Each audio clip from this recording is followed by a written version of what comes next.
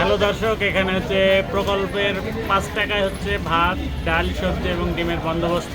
প্রতিদিন দুপুর 1টা থেকে 2টা পর্যন্ত এই ব্যবস্থা চালু থাকবে। এটা একটা চমৎকার একটা বিষয়। আমরা যেহেতু খাবারের খোঁজ করছিলাম, এই যে খাবার এখানে সাজিয়ে রাখা হয়েছে এবং পিছনে লাইন।